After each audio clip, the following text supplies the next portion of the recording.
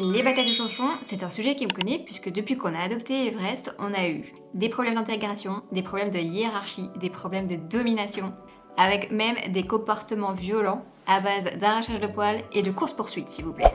Et récemment, ça a pris une toute autre tournure puisque quand Gaufrette est tombée malade, c'est à ce moment précis qu'Everest s'est dit C'est le bon moment pour devenir chef.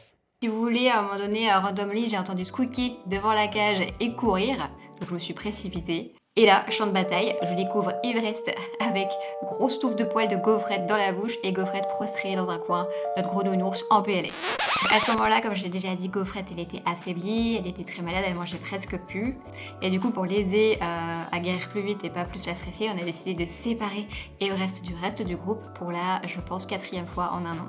Donc j'ai mis Everest dans une cage à part, elle est bien mais elle est toute seule, donc au début ce que je faisais quand les températures le permettaient, parce que c'était vite transformé en un four à chaleur tournante avec la canicule. Avant cet épisode, ce que je faisais c'est que je mettais Pommy et Everest dehors dans l'enclos dans le jardin et ça lui permettait à Everest d'être quand même d'avoir un contact, mais j'ai dû arrêter parce que en fait il faisait beaucoup trop chaud et que je ne pouvais pas mettre les choses dehors. Et donc là ce matin je me suis dit je vais les remettre ensemble, Gaufrette et Everest vont être réunis, peut-être que ça va bien se passer, donc j'ai décidé de les mettre ensemble dehors, terrain neutre, avec un grand enclos dans le jardin. Et en fait finalement la réunion de famille, j'y ai vite coupé court parce que si vous voulez Everest a commencé à courir après Gaufrette, ça allait se battre quoi.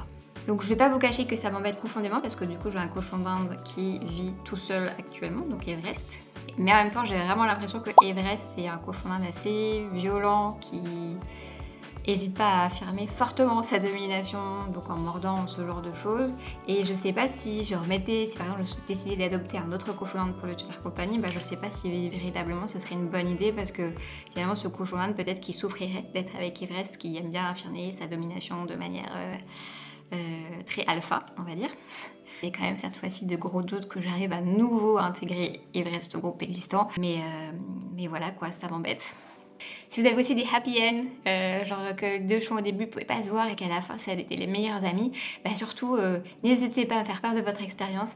Moi j'aime bien lire ça, ça me donne de l'espoir. Allez, je vous fais des bisous, prenez bien soin de vous et de vos chouchons si vous en avez. Ciao!